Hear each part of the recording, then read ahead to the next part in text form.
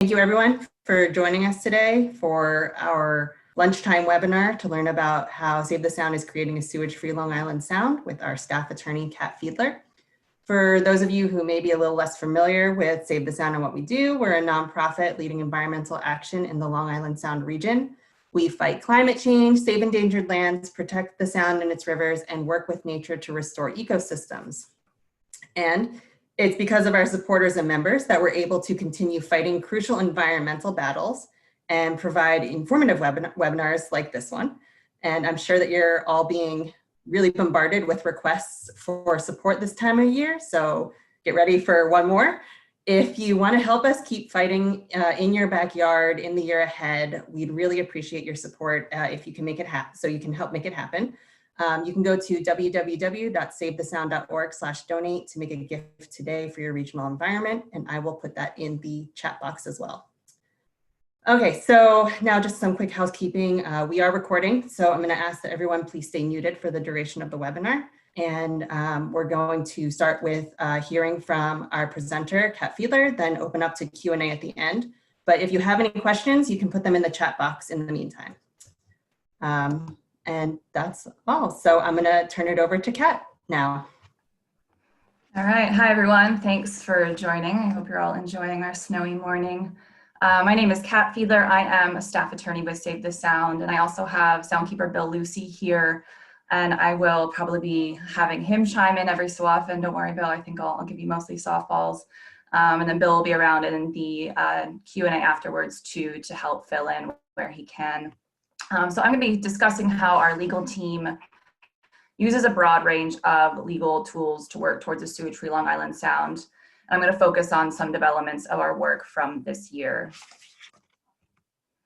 So our work focuses on the Long Island Sound region, which includes Long Island. It includes Connecticut, Westchester County, and New York City. But you can see here that the extent of the Long Island Sound watershed is fairly large. And so there are activities that are upstream that can impact Long Island Sound water quality as well. So while our work tends to be mostly in Connecticut and New York, sometimes we do cross the border north to focus on pollution sources upstream as well to make sure our entire Long Island Sound region can be sewage free, certainly, and we can reduce and eliminate other sources of pollution as well.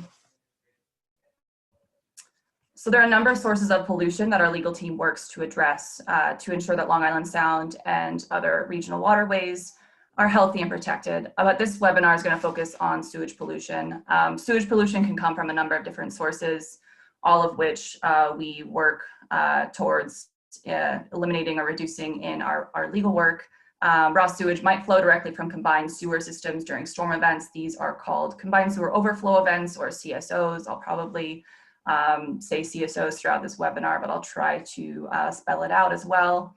We might also have raw sewage entering our waterways from old and crumbling or undercapacity pipes, or pipes that have blockages, and these are referred to as sanitary sewer overflows, or SSOs. But we also might have partially treated sewage entering our systems, which we still want to work to eliminate. This could come from treatment plants directly because of insufficient capacity, or because of issues with the treatment processes. So all three of these avenues are ways that we look to eliminate sewage that's impacting public health and the environment. We work with our water quality team to identify water bodies that might be most impacted by bacteria and sewage pollution as one way that we prioritize our work. A lot of this research and data collection can be found at soundhealthexplore.org. It's a really cool site, a lot of resources to find the sources of pollution, sewage and otherwise, that are impacting your local waterways. So I highly recommend that folks check that out if they haven't already done so. Bill, I don't know if you want to chime in more about that Sound Health Explorer, or we can leave that to the end, but it's definitely a great resource and it feeds directly into the work that our legal team does. Bill, did you want to chime in here on the bacteria monitoring that your team does? Yeah, so I would just say that the Sound Health Explorer has recently been updated. So if you've looked at it in the past, I highly encourage going back in. It's a much more robust website now. And I don't know if you're going to talk about where these locations are, Kat, how these dots are generated. No, I'm not. So basically, these are all, just really quickly, any place where there's a beach access, whether it's state or municipal, they have to by law do weekly testing to make sure that the bacterial levels are safe for people to swim. And all that data goes back to an EPA database, and our website extracts the information from the EPA database and displays it on this map. Now there's a year delay, and we use this tool where we've had places that chronically fail over the years. We know there's probably an issue there, so that will focus some of our efforts. But the dots you're seeing here are EPA generated. Great, thanks, Bill. And I think what doesn't need to be said is that sewage poses serious threats to public health.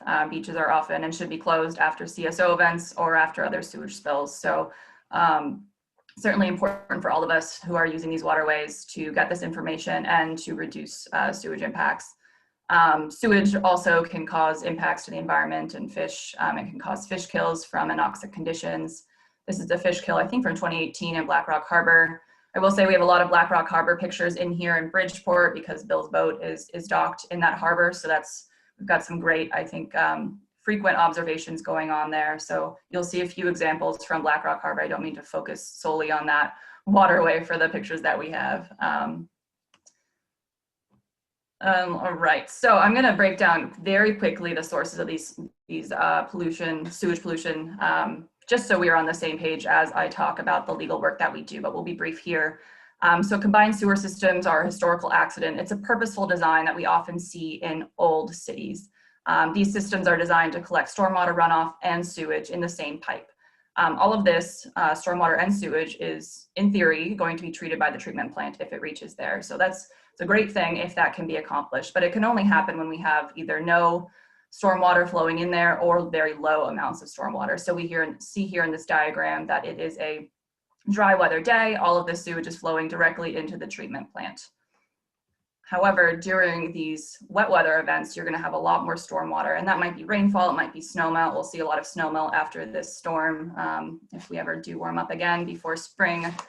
And you'll see high levels of this combined flow, and that might be too much for the system to handle. So there's a deliberate kind of release here where there's a regulator that will allow the excess flow to be discharged directly into a water body. So that discharge is going to include raw sewage itself. This is a picture of CSO outfall. You can also see some discharge here. You might see these around your waterways when you are out on the water. And this is a picture of some raw sewage, again, in Black Rock Harbor near where Bill's boat is docked, another active CSO event. Black Rock Harbor is home to a CSO outfall and the discharge pipe for the West Side treatment plant for the Bridgeport system. All right, and this is a video that we love to share. This is kind of the worst conditions of what happens when we have sewage entering a harbor where there's not a lot of movement and there's high temperatures. It's not great. This is, of course, a more extreme event, but it's certainly something that we do not want to ever see in our local waterways. And there's already some progress here in eliminating the occurrence of these conditions. All right, sanitary sewer overflows are when sewage bypasses any part or all of the sewage treatment plant. So that could occur when sewage is discharged from the collection system itself or from the treatment plant if it's skipping a step of the treatment process. There's a multi-step process that sewage needs to go through. This could be caused by systems that fall into disrepair through lack of maintenance or investment. So raw sewage could leak from those crumbling pipes. It can also occur when there's outdated systems and excess flow. So here we see an SSO in Rye, New York, which could be from excess flows and maybe a blockage downstream. So we see this release of sewage and definitely stormwater entering a waterway. So we work in conjunction with Soundkeeper Bill Lucey and our water quality monitoring team to track down and investigate and then eliminate sources of pollution.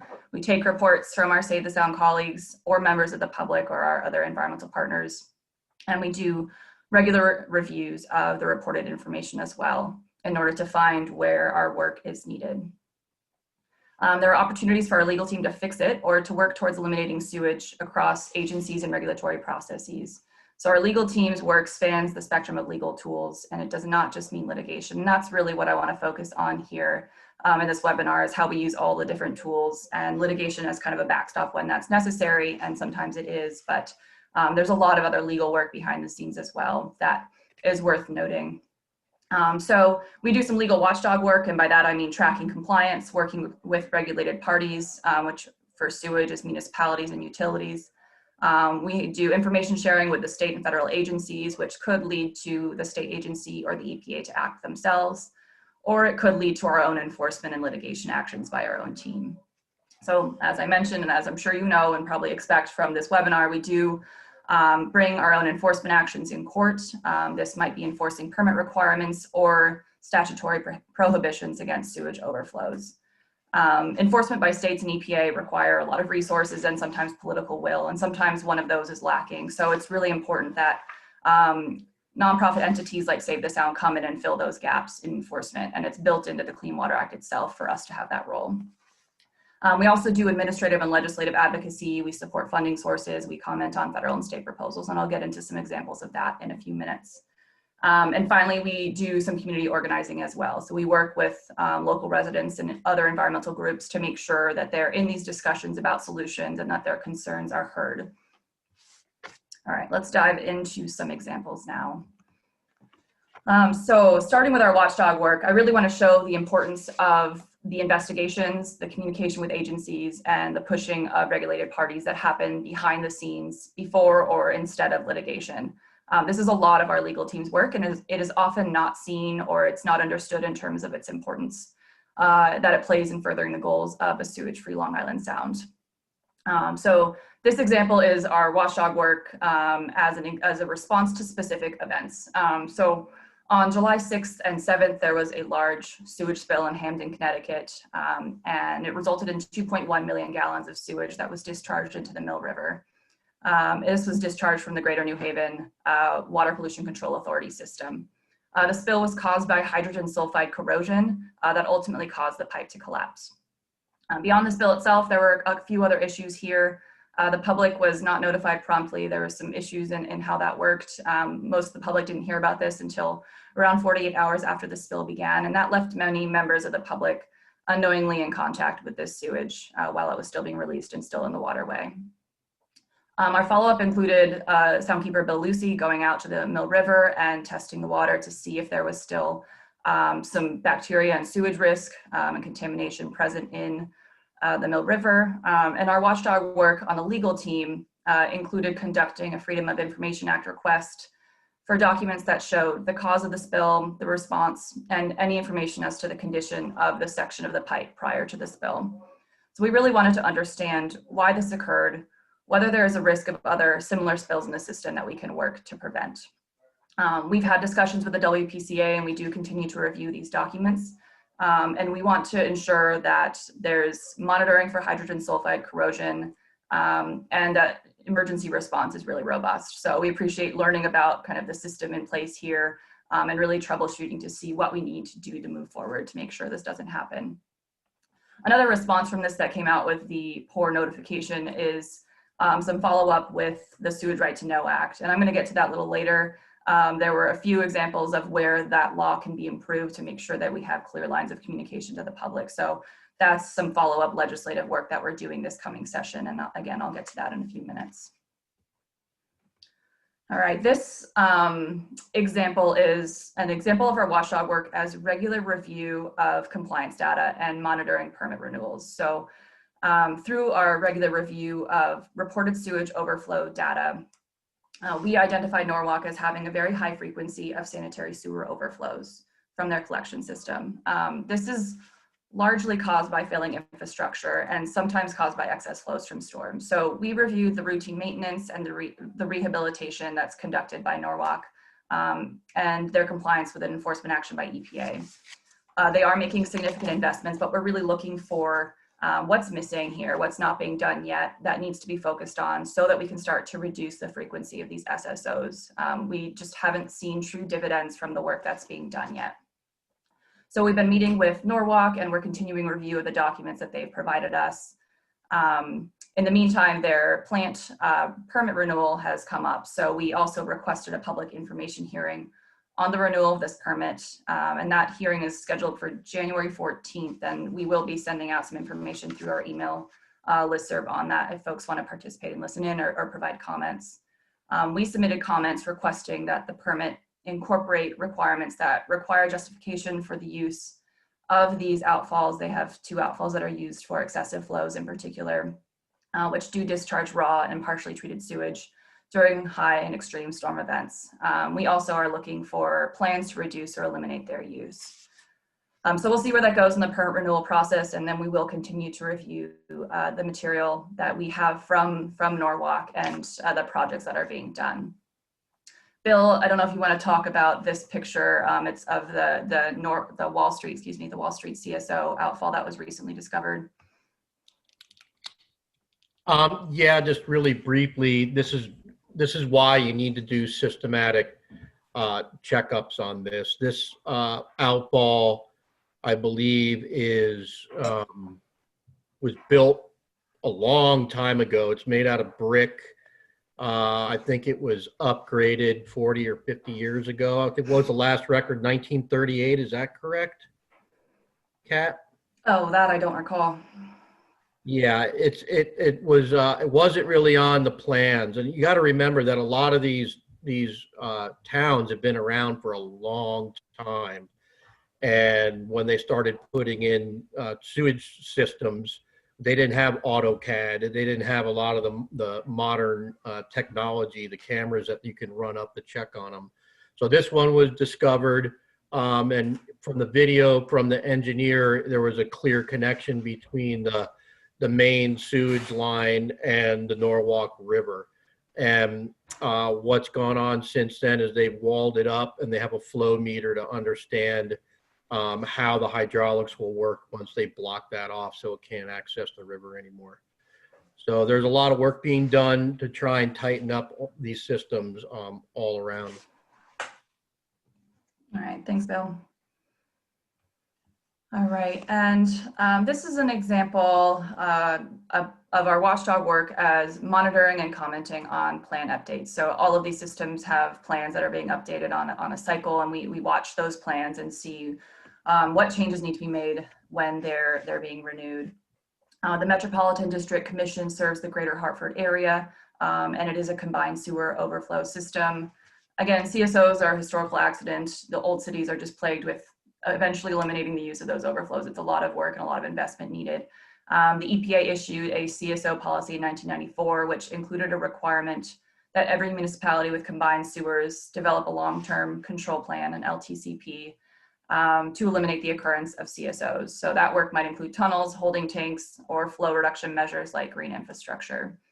MDC previously had a schedule to complete CSO construction projects by 2029.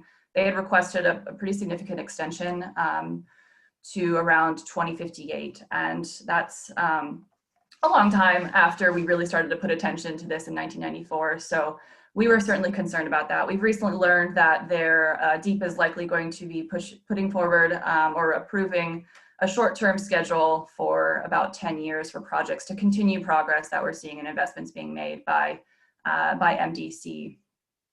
And we understand there will be a public comment process in early 2021 on this. So definitely we'll make sure that we broadcast that through our sphere as well. So you can definitely participate in that process. We had tracked the plan development and the proposed timeline extension. And now we're going to closely review the projects that are part of this short-term plan to make sure that those projects really achieve the goals and continue critical progress in the short term as we work to eliminate CSOs from the MDC system. All right, and this, I believe, is my last kind of watchdog example that we're doing. We work to track the compliance of municipalities and utilities with enforcement actions that have been brought by the state and EPA. There's a lot of deadlines that go into this and a lot of tracking that needs to be done just to make sure that we understand what deadlines are being met and kind of where there needs to be prompting to continue progress. Bridgeport is another CSO community. It also has 2 old treatment plants that are in need of upgrades. Bridgeport is also subject to a few enforcement actions by Connecticut DEEP and EPA on those issues. We have developed a really great relationship with the executive director of Bridgeport and have been working closely with her to just learn about what's being done and contribute our comments to make sure that progress and compliance continues on those fronts. So we've tracked compliance with the enforcement actions and the deadlines, and we've helped to continue to keep the public informed on the projects being done. There's, again, a lot to juggle here with deadlines, and we certainly appreciate the relationship and very clear lines of communication we have with the WPCA in Bridgeport as we track the pretty extensive work that needs to be done and is being done. In terms of Bridgeport, we're also supporting, well, really every municipality. We support the Clean Water Fund as well in terms of advocating for really high amounts of money being put into that to make sure that these investments can be supported. Every municipality really relies on those funds, and Bridgeport as well is one of those towns that we make sure that they're, I think, informed, and then we continue the conversation on how those funds can be accessed for each of the projects. Recently for Bridgeport, we requested a scoping meeting on a plan for plant upgrades. We will continue to participate in the review process of that. There will be another public comment period on the draft EIS for those plans in the spring. Again, another opportunity where we will definitely share that with our members, anyone on our listservs, in terms of opportunities to comment on that.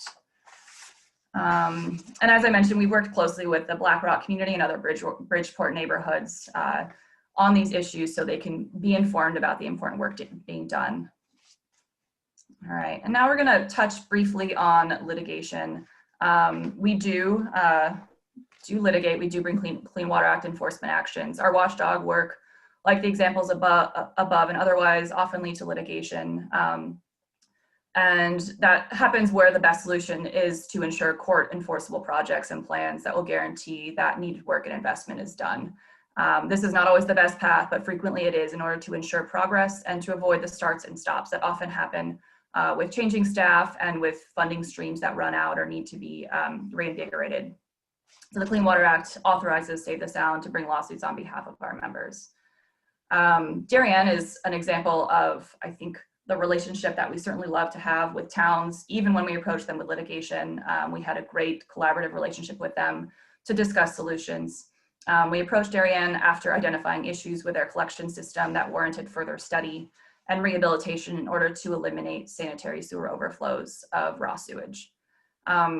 Darien took this really seriously, and they immediately engaged an engineer and discussed the necessary solutions with our team. We were able to negotiate terms of a settlement that included a system-wide study of their system. It included certain routine maintenance requirements and an enforceable schedule of rehabilitation and repair. We're currently working to make this agreement enforceable through the District of Connecticut.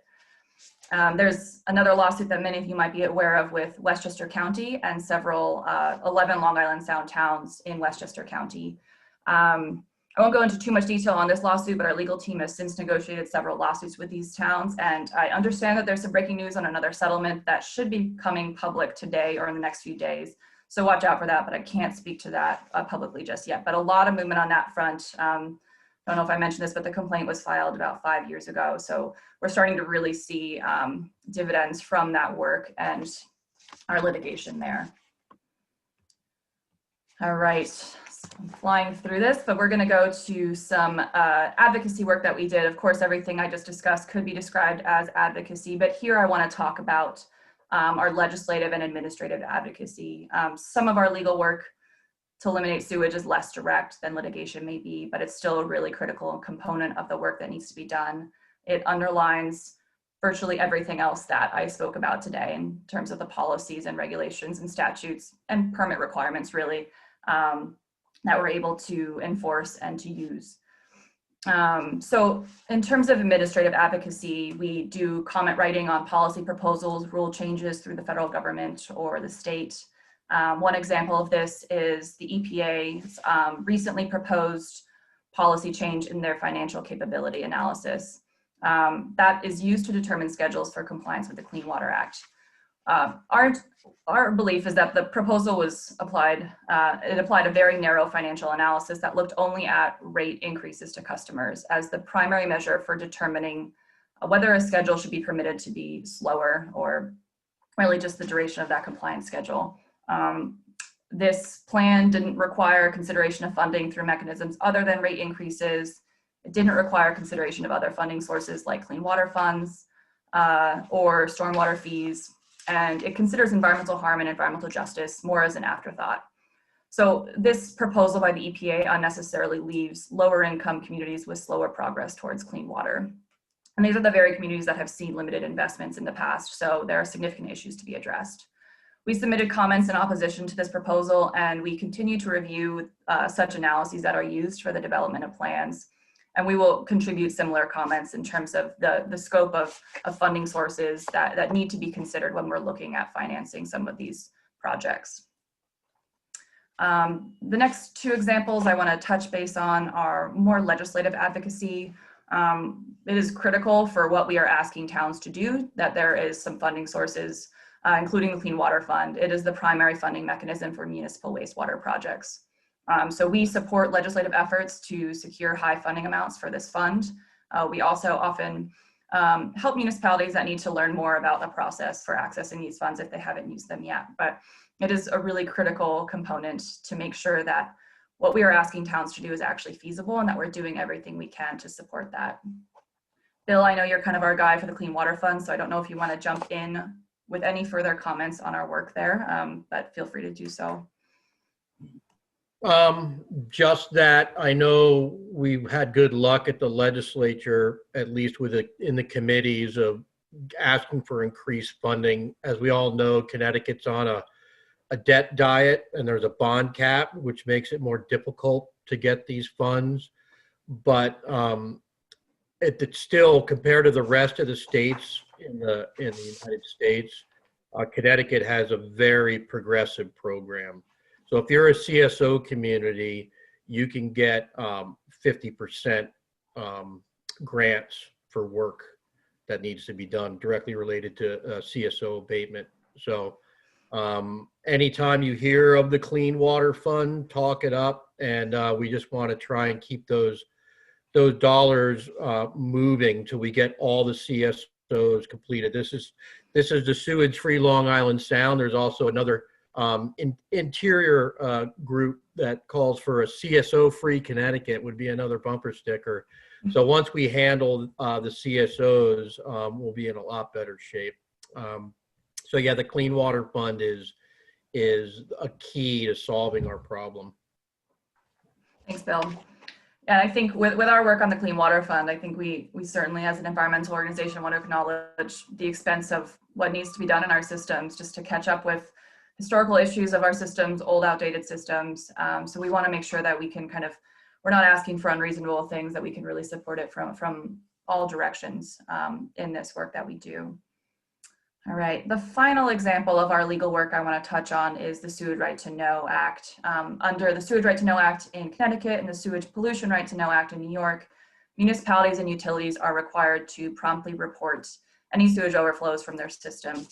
I'm going to click over to the next slide just to show you what it looks like behind the scenes in the Connecticut system. You can see a map of all the active bypasses. This is actually a map I pulled not so recently, but you can see what the map looks like. And then this is an example of data that you can pull.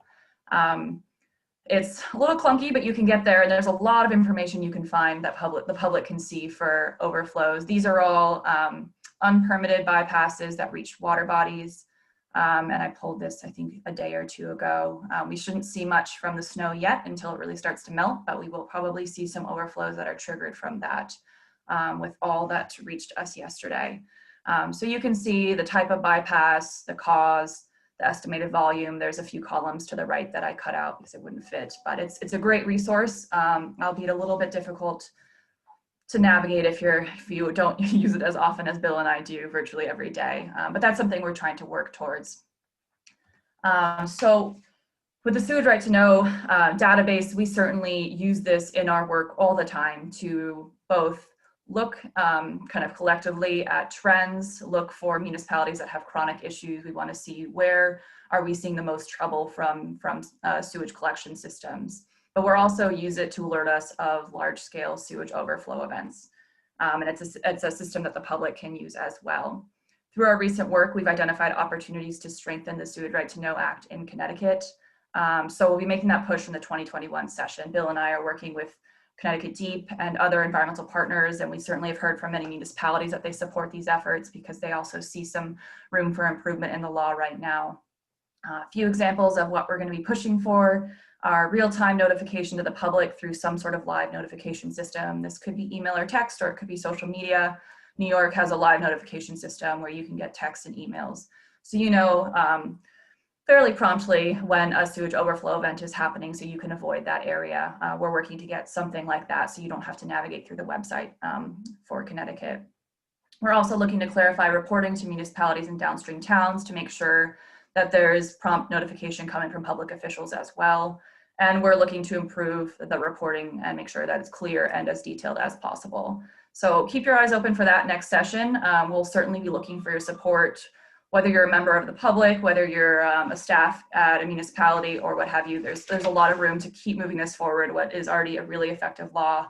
I think this is the component of, wow, we have sewage still entering our system. We need to make sure that we can be safe and understand the problem. All right. And I guess in conclusion, as we work towards a sewage-free Long Island Sound, we continue to use all of these legal tools together. We evaluate each issue with these tools that we have available to determine the best course of action. Having our colleagues like Bill Lucey and our water quality team to support that from the scientific and community organizing angle really makes it possible to take a step back and to look at the opportunities, all of these opportunities for us to make progress on these issues. And I think that's all I have for you today. So Bill, if you have any remarks you want to jump in on first, or I do see chats popping up, so we can also go straight to questions. Yeah, I think we should go straight to questions. There's some good ones. Great, thank you. So I'm going to start with one question that hasn't been answered in the chat yet. Are settlements paid out to save the sound, or are they negotiated reinvestments into the municipality's collection system? So our settlements, if they involve any sort of monetary payment, they would likely go to an environmental benefit recipient, environmental benefit project. And now I'm jumbling my acronyms, but they will never go to Save the Sound for those projects. So those would go to community partners that are working to restore those waterways. They wouldn't go into our hands directly. There are situations where we will receive attorney's fees to compensate for the work that we've done, or our engineering fees that we pay for consultation. That's not always the case in our settlements, but that does kind of cover the cost of the work to fill that gap. But if there's any other funding, it can go to another environmental organization, or it could even go to, other entities as well that are really working to repair that waterway. And also sometimes, I know this has happened before, if the town is not pleased, sometimes they'll send it right to the U.S. Treasury, so then the town doesn't get the benefit of it. But typically that's not the case. Yeah, there's, I think that happened in Danbury. There was a payment that went to the federal government, which is unfortunate because we'd love to see it invested locally and really kind of supplement the project and the efforts that we're making. In Darien, there is a payment going to the Darien Land Trust.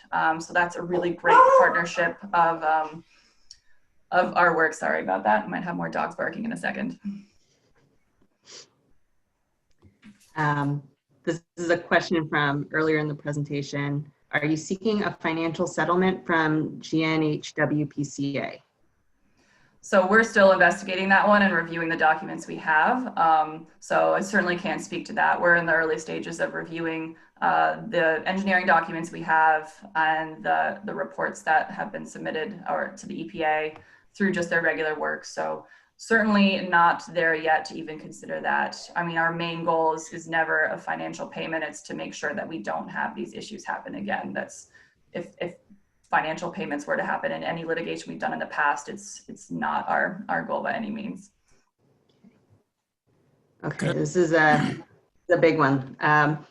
The Aquarian request to move water from Upper Fairfield County to Lower Fairfield County has been approved, yet just last year a similar request from a different portion of the Aquarian system was withdrawn.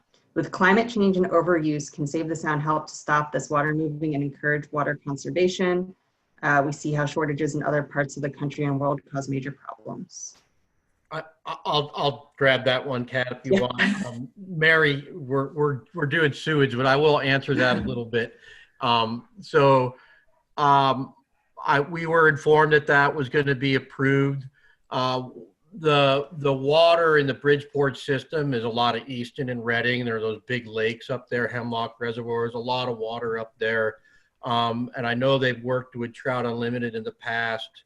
The main concern It seems like there is some water that can be moved to the Fairfield County area right now. There are two things. One, there is data, and this was brought up on another extraction effort on the Norwalk River about how much water is wasted through leaky pipes and sprinklers on lawns that are getting watered in the middle of a rainstorm. There's a lot of neglect, and I think we could solve a lot of our problems if people were more responsible with their personal water use. That being said, I've seen a lot of the reservoirs drawn way down and some trout habitat lost in Fairfield County.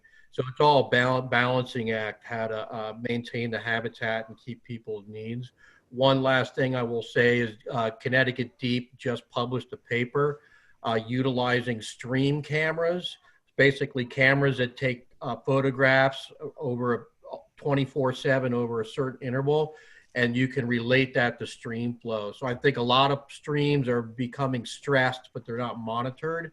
And as we expand this camera program, we're really going to get a better idea of the water issues that we need to solve and maintaining base flows and all this habitat. How much action is being taken regarding nitrogen discharge from communities along the sound served by septic systems? So the Nature Conservancy, along with us and Connecticut Deep, went over to Long Island, and Suffolk County has a very progressive septic system program where they use what's called alternative septic treatment systems that remove much more nitrogen than your standard leach field that we all have, a holding tank and a leach field, because they are on a single source aquifer. So every time their cesspools or even their septics discharge, they go right into the same body of water that they're pulling their drinking water from. Now the drinking water is typically much deeper than where the nitrates are building up, but over the 500 years of colonial occupation, you can imagine it's getting risky. So on the Connecticut side, we are slowly catching up.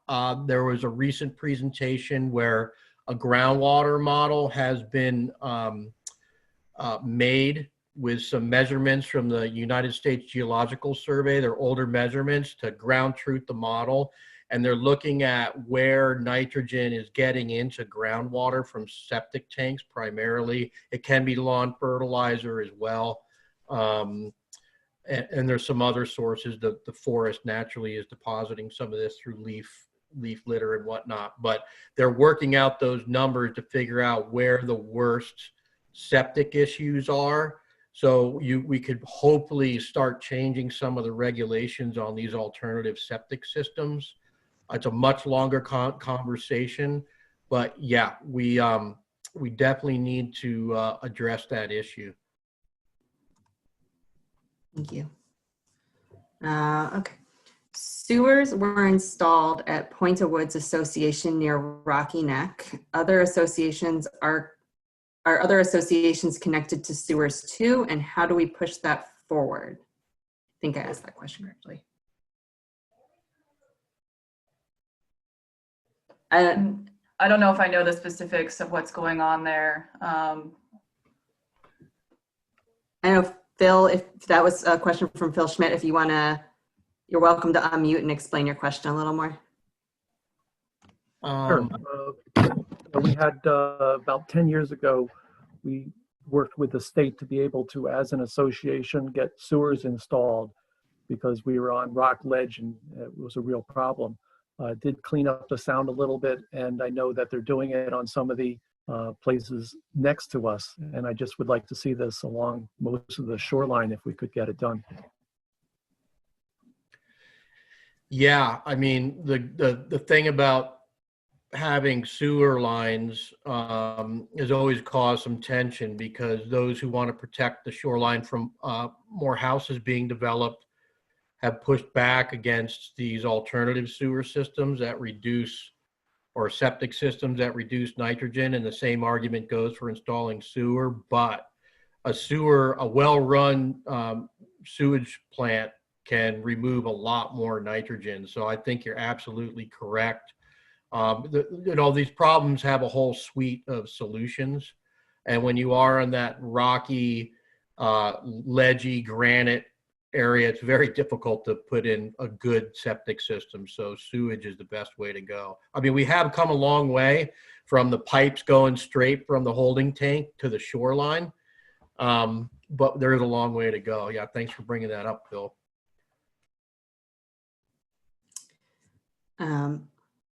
What is the status of DEEP allowing engineered systems for small town centers? Go for it, Bill. I know a You little got bit. that. You want to address that one, Kat?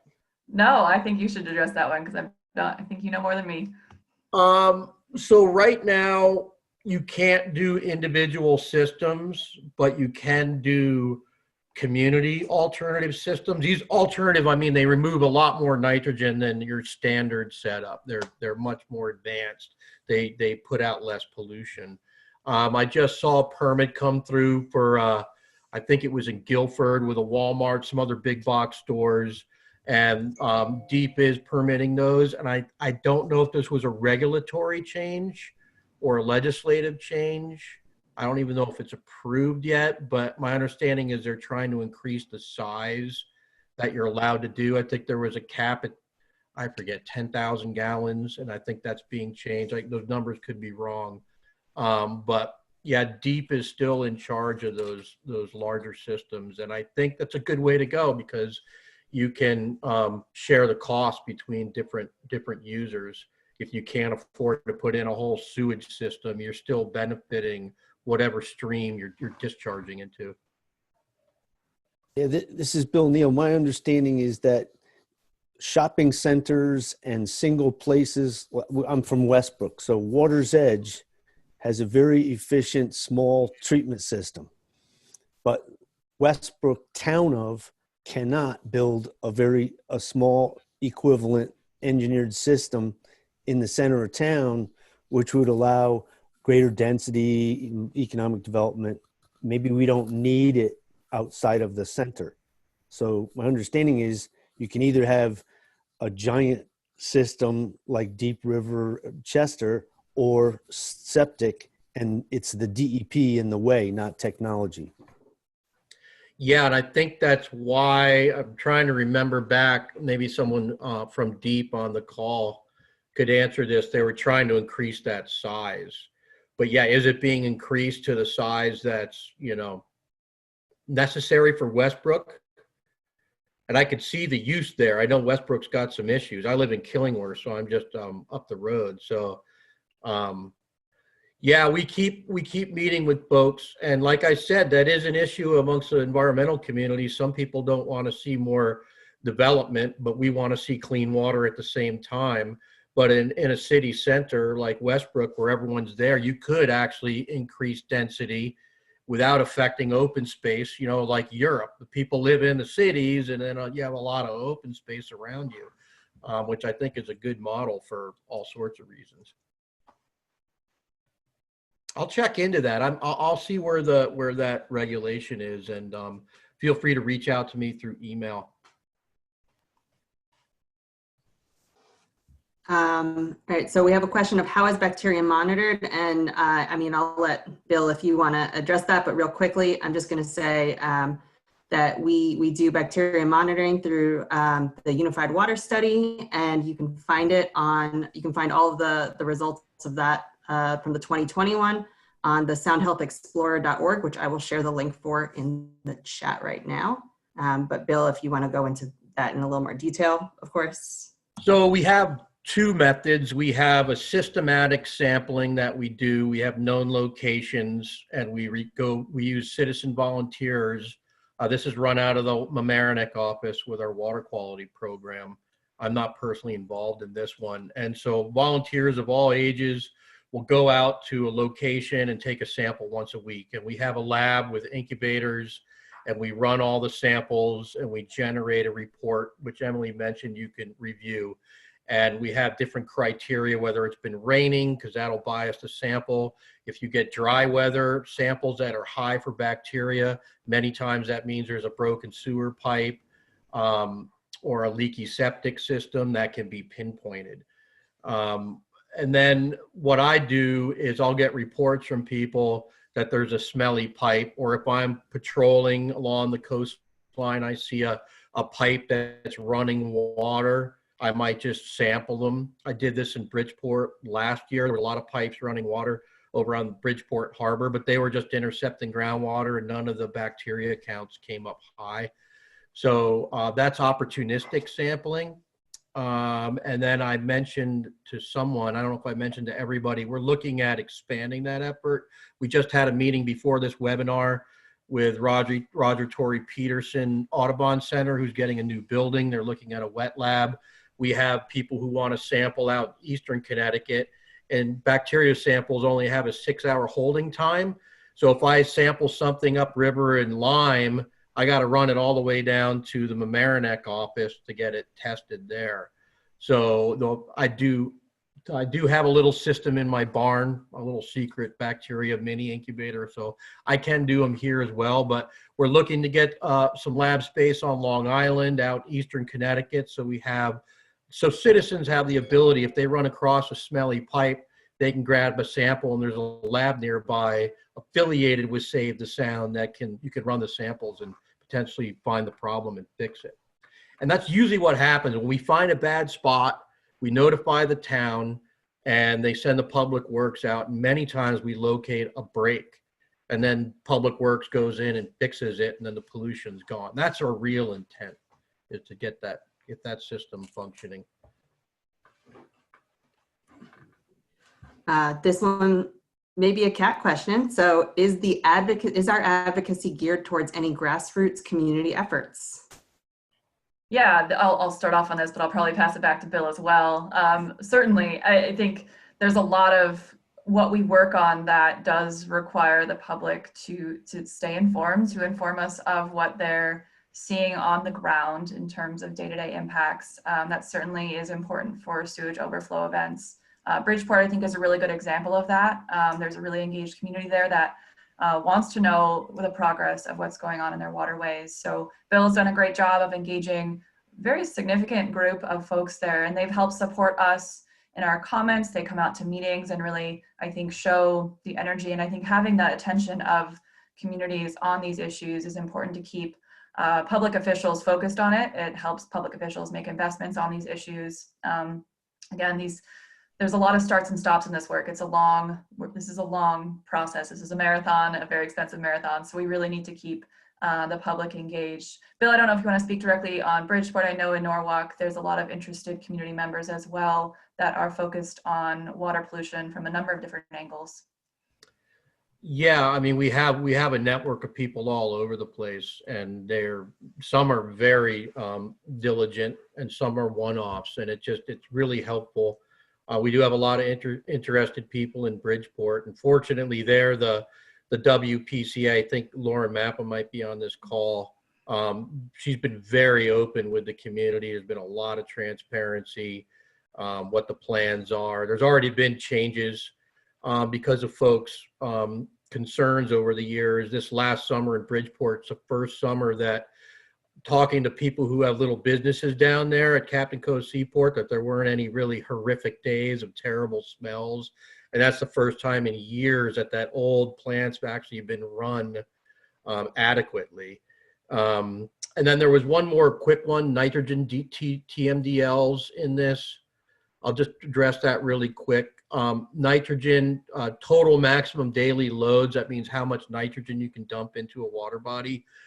Connecticut Deep, as part of this whole groundwater analysis and surface water analysis, the Yukon's nitrogen model for Long Island Sound, basically where are all the sources?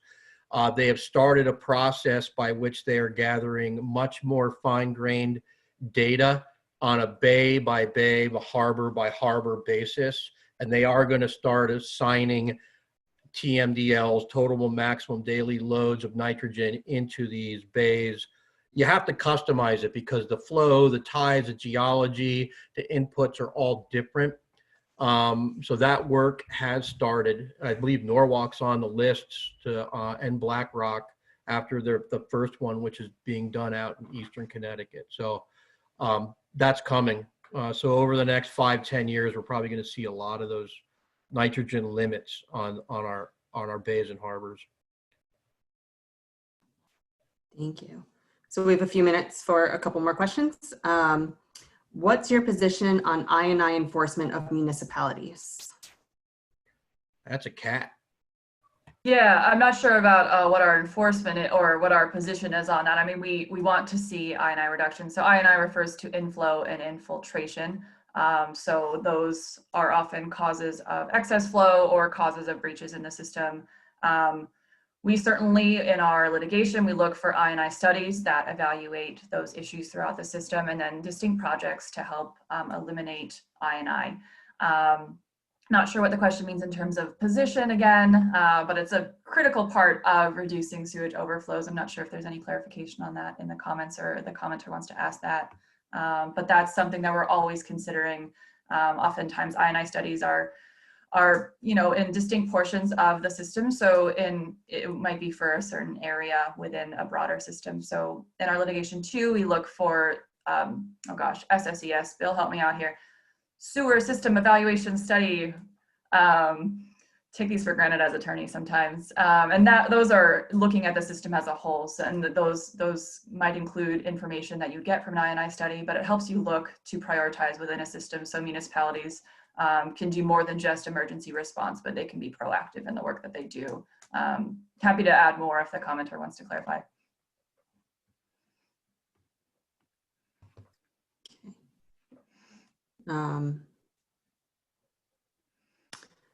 There's a question harking back to septics. Are there any inspection or maintenance regulations for property owners on septics? I actually don't know. So I was going to say that we can definitely get back to you on that, Bill, unless you know. Well, usually they're town regulations. There's inland wetland commissions, and you can't put a septic into a wetland. And I'm sure there's standardized requirements for them. You can't just sink a 55-gallon drum in your backyard and run a pipe to it like they did in Alaska back in the day. Not that I know anything about that, but yeah. When I installed septics for my father, switching from cesspool to septic in Wilton, Connecticut, it was all town permits. I think the Department of Health would be the one at the state level that oversees the individuals on a broad scale as far as standards goes. Have you reached out to New England Water Environmental Association or Connecticut Environmental Associations for any collaborations? I have not done that in my work. I actually would presume that Roger Reynolds, who's been with Save the Sound far longer than I have, has. Bill, have you in your work? Is that NWPCA? I didn't catch the names. New England Water Environmental Association or other Connecticut environmental associations. No, I'm not familiar with those. Duly noted though, in terms of potential partners on this work. I mean, the New England, the NWPCA group, we do unified water study with them, but not sewage. Okay. So have there been any studies about lawn fertilization and how much goes into this sound? Is it okay since not much of a problem? Is it not much of a problem, or should we not be doing that? I'm just going to say that we actually have a series coming up starting, I think, in March that's going to discuss lawn care by the season, and we're going to talk about fertilizers, pros and cons, and better alternatives during that. But if either of you want to address this now, go ahead. It's a huge problem, and like I said, there's some modeling that's going on where they can, and I know the Nature Conservancy's done this out in Eastern Connecticut and some other areas, but and Chris Gobler over in Stony Brook University has done some amazing nitrogen modeling and sourcing where it comes from. Yeah, nitrogen fertilizer is a huge issue. And the science says maybe tiny applications that get completely used by the grass right away are okay versus these big applications. But I see a lot of seawalls when I'm cruising along the shoreline, lots of them, and most of them have PVC pipes going through the seawalls and lime green lawns. So you could just imagine fertilizing and then a straight pipe right to the beach. So what I would like to do in the future, this is a pie in the sky legislative effort, is that if you're going to apply for a seawall or redo a seawall, I'm not in favor of seawalls because they destroy the beach habitat as the water comes up and no place for the shorebirds or the horseshoe crabs. But put a trench of wood chips. So if you have to fertilize and we don't have any laws to stop the fertilization, I have a small farm. I don't use any lawn fertilizer. It's unnecessary. I just cut the grass, let it fall in the fall. I mulch the leaves, let them fall right down in amongst the grass. I don't remove the leaves. My grass is fantastic and green. But what we would really like to see are these bioreactive barriers in these areas where the nitrogen coming from, and those wood chips will absorb nitrogen for years. So there are solutions, and I've seen experiments where they have nitrogen coming in through groundwater on a beach, and they put the bioreactive wood chips in there, and you'll see all that green ulva, that green seaweed where there's a lot of nitrogen getting in the water in the sound. And there'll be a lot of it right here. And then for the 20 feet where they have the wood chips, there's none. So we know it works just from a simple experiment like that. So I know we looked at a lot of the problems here and solving them through policy and litigation, but a lot of the issues are non-point. The wastewater treatment plants are under permits. And they are all getting better and better. The technology is getting better. Once they get upgraded, they're doing a good job. What the real problem is us fertilizing our lawns, not pumping out our septic systems, driving cars all over the place that put out nitrogen oxide. Atmospheric deposition of nitrogen is another big issue. So it's a lot more difficult to control our own habits to try and make a cleaner nitrogen-free Long Island Sound than it is to hammer on a treatment plant that has a NIPD's permit or something. So we're all part of this solution. See, that's a great segue to close now because I already said it, but I'm going to plug that we have a Healthy Yards series starting in March that's going to be seasonally addressing all of your yard care questions. So sorry we didn't get to all the questions in the chat, but thank you everybody for coming, and thank you Kat for a great presentation and Bill for helping out with the Q&A. I hope everybody learned something and had a great time, and thank you all for joining us. Thanks everyone, and feel free to reach out to myself or Bill with follow-up comments. You're critical partners here as well. Yeah, great questions. Thank you.